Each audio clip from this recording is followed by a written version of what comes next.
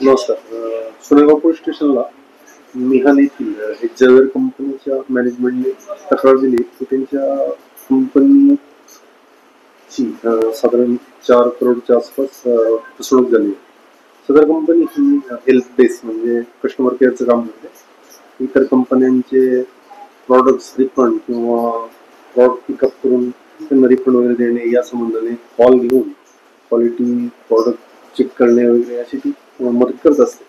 तर त्यांना असं संशय आला की अनेक त्यांचे जे कर्मचारी त्याच्यातील बऱ्याच कर्मचाऱ्यांच्या कंटिन्यू लॉगवर रिफंड अमाऊंट रिफंड केलेल्या प्रॉडक्ट दिसून येत आहेत. ते इतके रिफंड का केले या संशयातून त्यांनी जेव्हा अकाउंट चेक केले असता जवळजवळ 4 ते 5 करोडचे रिफंड प्रॉडक्ट झालेले दिसून आले. त्यामुळे संशय बळावून त्यांनी सदर घटना ही डिसेंबर ते जानेवारीच्या दरम्यान घडलेली. त्यानंतर त्यांनी त्या कर्मचाऱ्यांना कमी केले.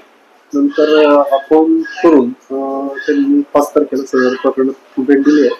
सदर प्रकरणात नेमके काय घडलेले आहे, रिफंड करून ते रिफंड अमाऊंट कुठे जमा झालेली आहे याबाबत तपास करू सध्या दाखल झालेला आहे आणि तपास सुरू आहे. या प्रकरणात किती आरोपी असू शकतात? काय 7 आरोपींचा तर कंपनीनेच त्यांच्या कर्मचाऱ्यांनी दिलेले. 7 आरोपी सध्या कामावर नाही आहेत.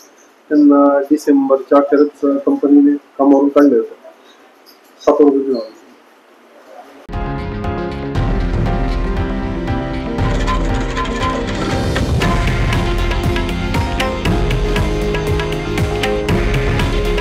हे आहे देशातील नंबर 1 न्यूज नेटवर्क आणि आपण पाहत आहात TV9 मराठी. काळजी तुमची, हित महाराष्ट्राचं.